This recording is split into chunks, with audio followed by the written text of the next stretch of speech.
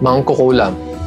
Sumasapi sa kanila ang mga kaluluwa ng mga aswang o evil spirits at sila ang mga katuwang nito sa pagpaparumi sa mga tao, sa salita at sa gawa. Pagka marumi na ang biktima, sa kanila iaalay ito sa demonyo bago papatayin.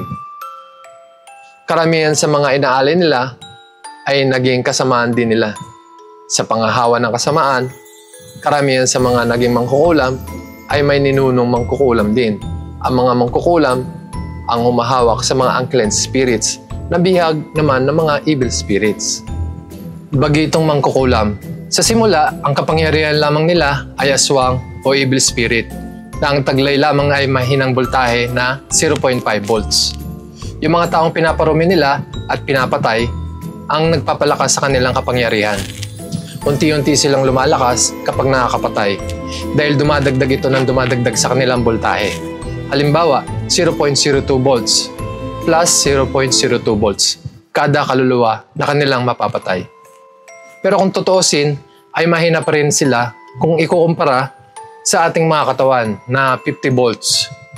Limitado lang kasi ang kanilang katawan para makapagkarga ng mga unclean spirits.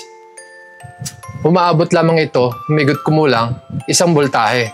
Kapag lumalagpas, ay mababaliw na sila. Gayunpaman, katakot-takot na mga death threat ang kanilang nararanasan araw-araw sa mga mahihinang evil spirits. Kaya nila ito ginagawa.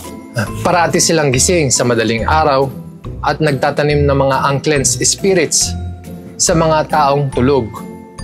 Para pagkagising ng biktima, iba na ang kanilang paniniwala. Matatandang mangkukulam. Taglay nila ang kapangyarihan ng mga aswang o evil spirits na may voltahe lamang na 0.5 volts. Marami na silang napapatay na taong kanilang pinarumi. Kapag sobrang dami na at hindi na nila kayang tanggapin sa kanilang mga katawan na para na silang mababaliw at na-overtalk na sila ng mga unclean spirits, ay pinamimigay na nila sa kanilang mga kamag-anak o kapitbahay ang sumusobrang unclean spirits. Dahil kapag nasobran sila sa unclean spirits, mababaliw sila. Yung iba naman na sumusobra ay inilalagay nila sa mga agimat o anting-anting para pang-reserba at pang-benta kung sakaling may bibiktamin silang mga parokyano. Ganun ang kalakaran ng mga mangkukulam. Mukapatay sila at yung mga sumusobra inilalagay nila sa mga agimat. At yung mga agimat o anting-anting ay binibenta nila sa mga prospect nila na bibiktimahin.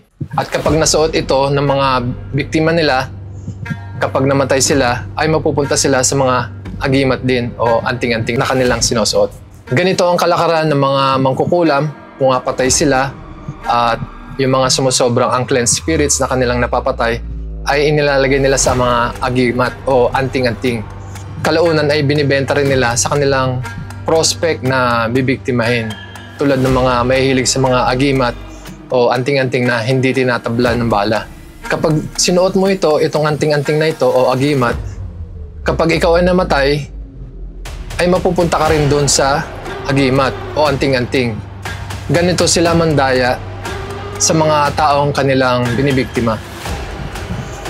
Tatakutin nila, paggagawin ng kasamaan, parurumihin, at bago papatayin. At kapag napatay na, mapapasa kanila na yung kaluluwa. At may lalagay na nila ito sa mga agimat o anting-anting. Paikot-ikot lang yung kanilang ginagawa. Papatay sila, lalagay sa agimat, tapos ibebenta yung agimat, papatay nila yung binentahan nila ng agimat, at ilalagay uli sa agimat. Paikot-ikot lang. So yung mga agimat, naglalaman yan ng mga unclean spirits o evil spirits. So, mamamind control sila ng mga agimat nila o anting-anting nila. May isang klase pa ng pag-aagimat or pang-aanting-anting yung mga mangkukulam. Isa na dyan yung pagtatanim mismo ng mga unclean spirits or evil spirits sa mismong katawan ng biktima. Itinatanim sa ulo or sa dibdib or sa mismong tato. Ang instruction dyan ng mangkukulam doon sa bumibili ng agimat or anting-anting ay magpapakontrol siya doon sa evil spirits na itinanim sa kanyang isipan or itinanim sa kanyang katawan. Ang problema dyan sa pag-aagimat or pag-aanting-anting na itinatanim mismo sa katawan ng bumibili or sa dibdib ng bumibili or sa ulo ng bumibili, ay mawawala na siya ng karapatan tumanggi doon sa evil spirits or unclean spirits na nagsasalita sa kanyang ulo. Gagawin na siyang puppet ng kasamaan at tagahawa ng kasamaan doon sa mga taong nakapalibot sa kanya. Ang mga mangkukulam, sila ang mga magnanakaw ni Satanas. Ninanakaw nila ang mga kaluluwa ng mga tao na dapat sana ay mapupunta doon sa purgatorio ng mga tao. Dahil naparumi sila, yung mga unclean spirits, hindi na sila mapupunta doon sa purgatorio ng mga tao. Mapupunta na sila dito sa purgatorio ng mga evil spirits dahil marurumi na sila at napasailalim na sila ng evil spirits at ng mga mangkukulam. Dito, sa mundong ito, sa ibabaw ng kalupaan, nandito ang purgatorio ng mga evil spirits. Dito, napupunta rin yung mga unclean spirits. So, nandito sila kasama natin na nangahawa ng mga kasamaan. Kung hindi ka mag-iingat sa iyong mga ginagawa o mga sinasalita, ay mapapasa kanila yung kaluluwa mo. Mga blessing o biyaya. Lahat ng mga bagay na natatanggap ng tao sa mundo, maging material man o hindi, mga tagumpay, mga kayamanan, mga katanyagan, lahat yan ay galing sa Diyos. Ngunit sa kasamaang palad, kung may blessings, ay may mga scammer of blessings. Sila yung mga nang i-scam ng mga taong tumatanggap ng mga blessing. Pangunahing scammer dyan, si Satanas. Pangalawa, ang mga malilibog na demonyo. Pangatlo, ang mga kaluluwa ng mga aswang o evil spirits. Dahil dito sa mundo ng mga tao, ang purgatorio ng mga evil spirits. Ang mga nakikita nilang mga blessing na tinatanggap ng mga tao ay kanilang inaangkin. Maging mayaman ka man o mahirap. Wala silang pinapalampas sa kanilang pang-i-scam. Dahil matakaw sila sa kapangyarihan at kaluluwa ng mga tao. Dahil sa kaluluwa ng tao, sila lumalakas. Inuunahan nila yung mga tao na magpasalamat sa Diyos at gumawa ng kabutihan. Lagi mong iisipin ang iyong hininga na nanggaling sa Diyos ang dahilan kung bakit ka nakakagawa ng mga bagay na iyong ikinabubuhay. O kaya naman ay magbigay ka sa simbahan. Glory. Ito yung taos-pusong pasasalamat at papuri na binibigay ng tao sa nagbigay sa kanya ng hininga. Dahil doon tayo nabubuhay. Binigyan tayo ng hininga. So kung may glory, merong anti-glory. Merong taga-agaw ng glory. Ito yung mga nabanggit ko kanina. Isa dyan si Satanas, mga demonyo, yung mga evil spirits. Inaagaw nila yung glory na dapat sana ay para sa Diyos. Hininga. Ito yung biyaya na nagmula at nanggaling sa Diyos upang makagawa ang tao ng mga bagay-bagay na makakabuti para sa Kanya. Kung walang hininga, hindi tayo makakapaghanap buhay o hindi tayo mabubuhay. So dapat lang tayo na magpasalamat at ibigay sa Kanya yung karapat-dapat na gloria. May isang kwento ng isang ama at anak. Ang gusto kasi sana ng kanyang ama ay pamahalaan na siya ng kanyang kayamanan. Ngunit sa tuwing ito ay nagbibigay ng kaunting blessing para subukan ng kanyang anak kung karapat-dapat ba itong tumanggap ng kanyang mga ari-arian, ay lalo lang itong sumasama, nagre-rebelde at nag-iiba ng landas. Dumating ang panahon na nasa wastong gulang na ang kanyang anak para tumanggap ng mga ari-arian. Isang araw ay nakipagtalo sa kanya ang kanyang anak patungkol sa kanyang mamanahin. Dahil sa hindi pagkakaunawaan, sinunggaban siya nito at aktong papatayin. Kaya ang sabi niya sa kanyang anak, kasamaan ba ang ibabayad mo sa tuwing tumatanggap ka ng kabutihan? At kasamaan din ba ang ibabayad mo kung nais mong tumanggap mula sa akin ng kabutihan?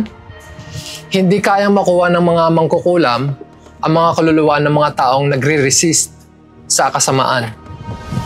dahil lumalagpas sila sa 10 boltahe. Depende kung buong katawan niya ay nalinis sa pamamagitan ng pagre-resist sa kasamaan, umaabot ito ng 50 boltahe. Kaya yung iba ay incorrupt na ang kanilang mga katawan kapag sila ay namatay.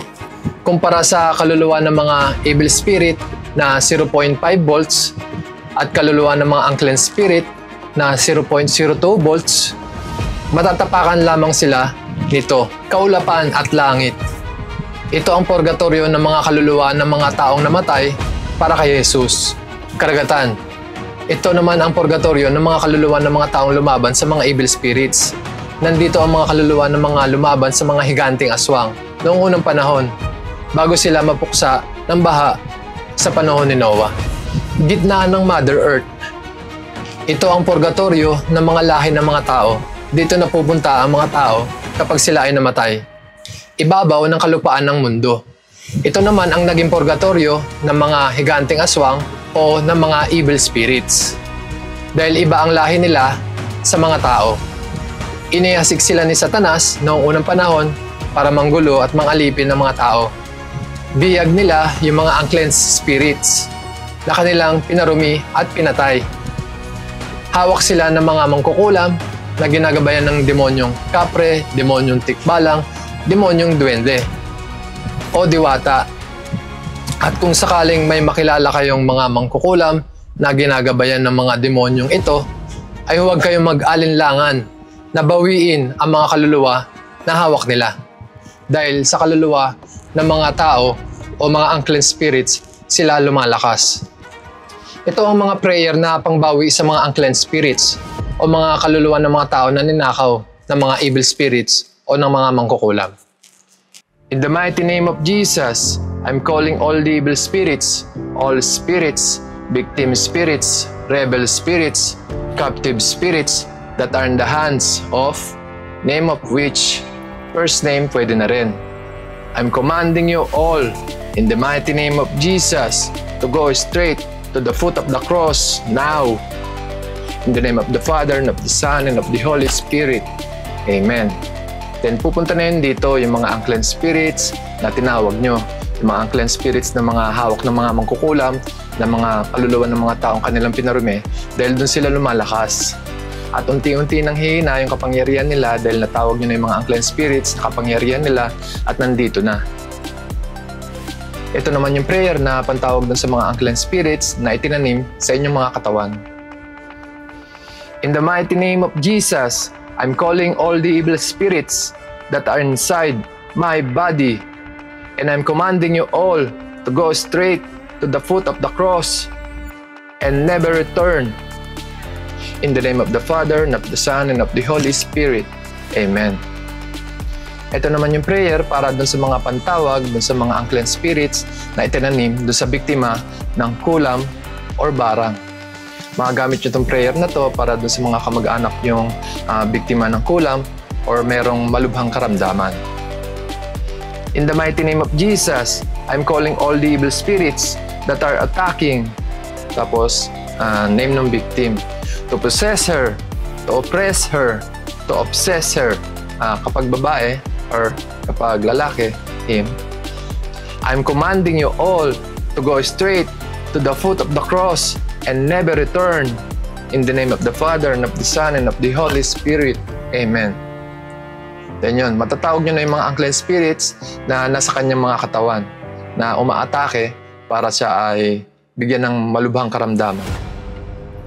Pwede nyo rin gamitin yung asin at isaboy dun sa ilalim ng kanyang higaan or dun sa ibabaw ng kanyang kisame. Mas mainam kung makakabili kayo ng 1 kilong asin dahil mas marami, mas malakas pangontra dun sa mga unclean spirits. Magagamit nyo rin itong prayer na to para dun sa mga taong mapang-asar or salbahe. Dahil minsan tinataniman sila para gamitin, ipanlaban sa'yo. Dahil minsan ginagawa silang kasangkapan ng mangkukulam para ilaban sa'yo, para ikaw naman ay magalit at magsalita ng mga masasama, ng mga curses, mga mura, mga ganyan, para mahulog ka sa patibong nila. Ito naman yung prayer kung sakaling may nararamdaman kayong kakaiba dun sa inyong mga sasakyan or lumiliko ng pusa or gumagalaw ng kusa yung manibela. Yan. Minsan kasi, tinataniman din nila yan. Yung mga mangkukulam, tinataniman nila yung mga sasakyan ng mga unclean spirits para mapahamak yung tao. So, minsan, kailangan din silang i-bless sa simbahan, dalhin nyo rin. Or gamitin nyo itong prayer na to. In the mighty name of Jesus, I'm calling all the evil spirits that are inside this vehicle. And I'm commanding you all to go straight to the foot of the cross and never return. In the name of the Father, and of the Son, and of the Holy Spirit. Amen. Kailangan lang na may crucifix kayo tulad nito na may Saint Benedict. Saint Benedict yung cross. Ayan, kabilaan. Ayan. Pantawag ito para mabawi yung mga kaluluwang kanilang ninakaw. Maaaring yung mga kabarangay nyo or mga kakilala nyo nandun sa kanila, hawak nila yung mga kaluluwa ng mga napatay nila. Maaaring kamag-anak nyo, napatay nila, nakuha nila yung kaluluwa dahil pinarumi nila, makukuha nila yun. So, babawiin nyo sila ngayon para mailigtas nyo, mailipat nyo sila sa magandang kalagayan dahil 24 oras silang inuutusan, itinatanim sa mga bagay-bagay na hindi ka nais-nais, na hindi naman nila ninanais na mapunta doon. So, babawiin nyo sila. Ito yung inyong paglalagyan ng mga unclean spirits na inyong ililigtas. Ang bilang ng mga unclean spirits na inyong maililigtas ay nakadepende kung ilan ang mga napatay ng mangkukulam. Halimbawa, bagitong mangkukulam lang yung nagnanais na pumatay sa inyo dahil natatakawan siyang lumakas, lilima pa lang yung napapatay niya, ay matatawag niyo yung 5 kaluluwa na kanilang napatay, na kanyang napatay. So yung mga bagitong mangkukulam, kaunti pa lang yung kanilang napapatay, o kaunti pa lang yung kanilang kapangyarihan, o mahina pa lang sila. So, mas madali nyo silang matatawag, yung mga kanilang nabihag, o naparumi, o kanilang ninakaw na kaluluwa. Kasi minsan, yung taglay nila na unclean spirits ay binigay sa kanila ng mga matatandang mangkukulam, ng mga kamag-anak din nila. So, yung iba dyan, nanggaling sa mga matagal ng mangkukulam, binigyan lang sila ng iilan, 2, 5, ganyan. Hanggang sa lumakas sila dahil nakakapatay na sila. Kapag matanda naman yung mangkukulam na inyong babawian ng kaluluwa ng mga unclean spirits, o pinaghihinalaan yung mangkukulam, kinukulam yung kamag-anak nyo, kinukulam kayo, ay kunin nyo lang yung pangalan, first name lang, okay na yun. Matatawag nyo na yung unclean spirits na hawak nila.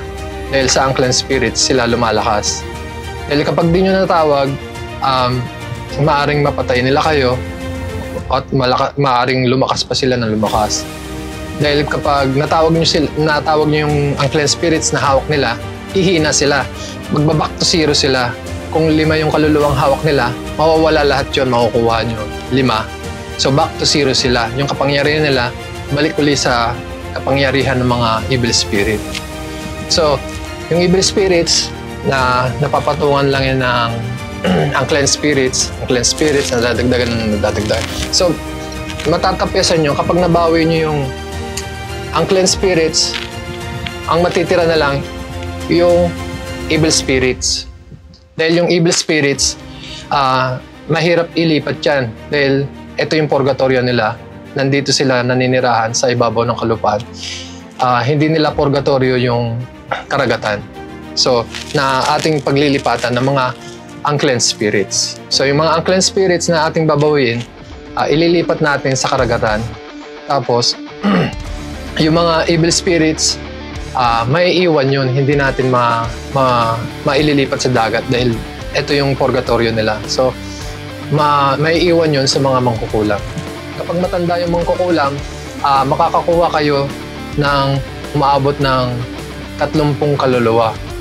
So, bukod pa yung mga kaluluwa na kanilang nakareserba sa mga agimat na itinatago nila talaga na kung sakaling mawalan sila ng kaluluwang hawak, meron silang reserba. Itinatago nila sa kanilang mga banga or sa mga treasure chest. Kaya minsan makakailang ulit kayo bago kayo makaubos ng mga kaluluwa ng mga hawak ng mga mangkukulam. So yung mga baguhang mangkukulam, mas madali lang silang maubusan ng kapangyarihan dahil onti pa lang sila. Wala silang reserbang agimat or wala silang reserbang anting-anting na itinanim nila yung mga kaluluwa doon. So yung mga matatandang mangkukulam, pinag-isipan nila talaga itong mga bagay na ito na kung sakaling mawawalan sila ng kapangyarihan ay meron silang mapagkukunan na treasure chest o yung mga anting-anting o agimat dahil doon nakatago yung mga kaluluwa ng mga kabarangay nila na kanilang kasamaan sa pagpaparumi, naging kasamaan din nila na nakisama sa kanila, pinapatay din nila tapos ilalagay nila sa agimat. Kapag natawag nyo na, nandito na sila, patutugtugan nyo ng Saint Benedict prayer. Ito yung pinapatugtog ko sa kanila. Ayan.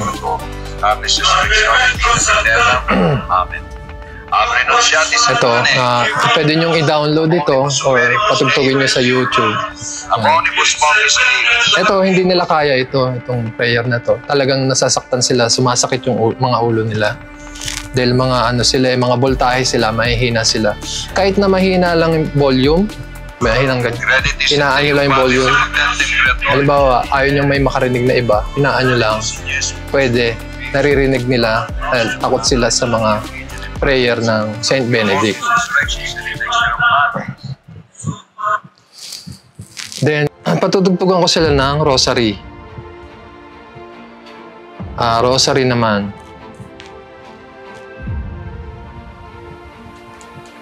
Pray for us sinners. Yan. Ito, rosary. So, patutugtugan ko siya. Itatabi ko lang to doon sa crucifix. So, maririnig nila ito. Tapos, hindi kasi sila pwedeng maging marumi kapag inilipat mo doon. Hindi sila makakalipat. Kailangan, at least, malinis mo sila bago mo sila mailipat sa karagatan. Once na maihagis mo na sa dagat, wala na silang magagawa.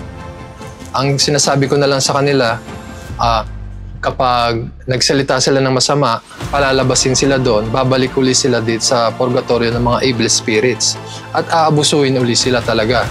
So yung ibang mga kaluluwa naman, umiiyak sila, mga kaluluwa ng mga nabiktima lang na walang kinalaman sa mga ganitong mga bagay. Wala silang alam na mapupunta sila sa mga agimat, sa mga mangkukulam.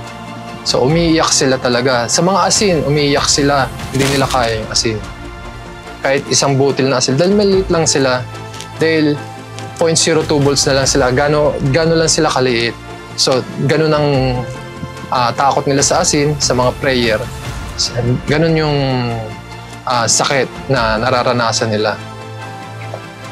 So yung ibang mga unclean spirits na bihag ng mga mangkukulam, ng mga evil spirits, mababawi nyo. Kahit sinong mga taong hindi nakakaalam ng mga ganitong bagay, ay mapupunta sila sa kamay ng mga mangkukulam kapag sila ay namatay. Dahil yung mga nando sa anting-anting o gimat, nagsasalita yon. Mga unclean spirits yun, mga evil spirits yun, mga masasama. So nagbabanta yun. Kapag sinuot mo yun, bagbabantaan ka ng mga kaluluwang nandun. Mga evil spirits, papatayin ka, ganyan, pagbabantaan ka, ganyan-ganyan. Pero sa totoo lang, mga 0.5 volts lang sila. Yung unclean spirits, matatapang. Pero ang voltahe lang nila, 0.02 volts. So kapag nagsuot ka ng agimat, inalok ka ng mangkukulam na suotin mo yung agimat para hindi ka tablan ng bala, delikado. Pag sinuot mo yun, maririnig mo yung boses ng mangkukulam o ng evil spirits o ng unclean spirits. Tapos pagbabantaan ka na, hindi mo na mapuhubad yung agimat na yun dahil matatakot ka na. Tapos kapag namatay ka pa sa World War III, mapupunta ka pa dun sa agimat, sayang lang. Huwag kang magpapakarumi sa salita or magpapakarumi sa gawa. Dahil yun yung nagpapakarumi sa ating mga kaluluwa. Kaya mas bumababa yung ating antas sa antas ng mangkukulam. Dahil yung gawain ng mangkukulam, kapag kapag may bibiktimahin siya, kailangan niyang mas masahol yung biktima niya. Kailangan umangat siya, mas masahol yung biktima niya para kapag napatay niya yon, makukuha niya yung kaluluwa. So, ganun ang nangyayari, kaya kailangan nilang parumi. So, mag-iingat talaga tayo na maparumi ka sa salita o maparumi ka sa gawa. So, makikita mo sila, tumpok-tumpok na yung agimat nila. Dahil ganun karami yung mga kabarangay na naloko nila, mga taong naloko nila. Ngayon, tumpok-tumpok na. Ito ang prayer para makalipat sila sa purgatorio sa dagat. Hihingi tayo ng tulong kay Jesus. Kailangan mag-rosary pa rin kayo at manalangin kayo kay Mama Mary. Humingi kayo ng tulong na magawa nyo itong prayer na maging successful. Ito yung prayer. In the mighty name of Jesus, Angel of the Sea, please accept these evil spirits that are in the foot of the Holy Cross and never let them to return under the control of the angel of the land.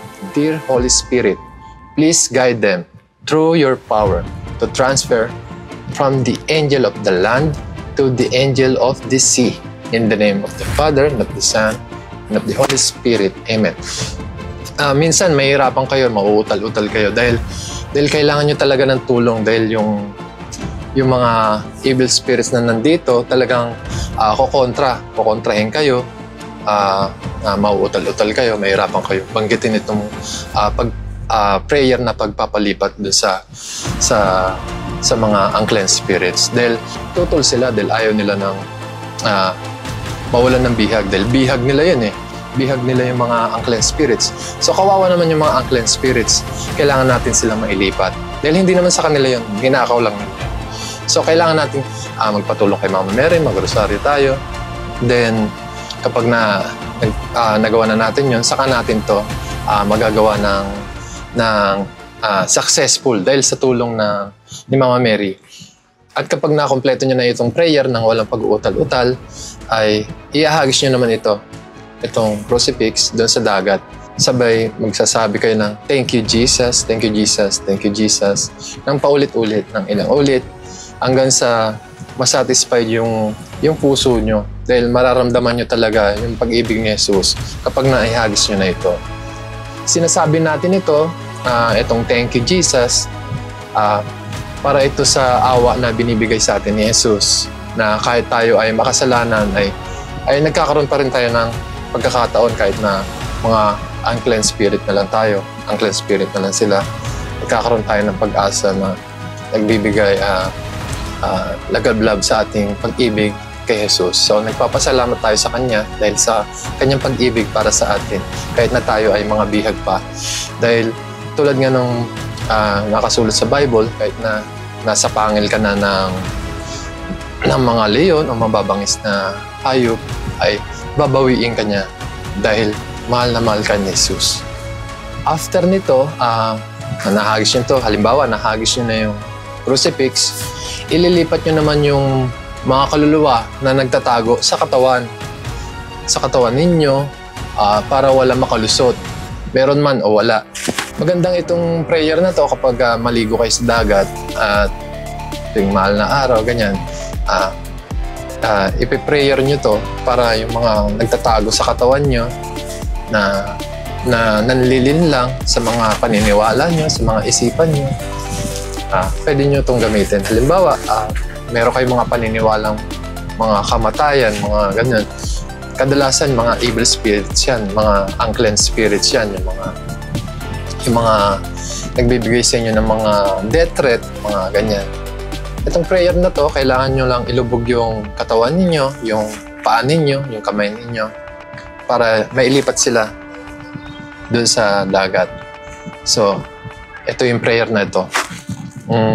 In the mighty name of Jesus, Angel of the Sea, please accept these evil spirits that are inside my body and never let them to return under the control of the angel of the land. Dear Holy Spirit, please guide them through your power to transfer from the angel of the land to the angel of the sea. In the name of the Father, and of the Son, and of the Holy Spirit. Yon. Lilipat na yon. Once na makompleto nyo ito nang walang pag-uutal-utal, kapag nautal kayo, ulitin nyo lang sa simula ulit. Tapos, kailangan talaga mag-concentrate kayo sa prayer na ito. Tapos, papatulong kayo kay Mama Mary palagi kapag sisimulan niyo ulit itong pagta-transfer ng kaluluwa doon sa purgatorio sa dagat. 0.02 volts lang yun, so hindi sila masyadong napapansin.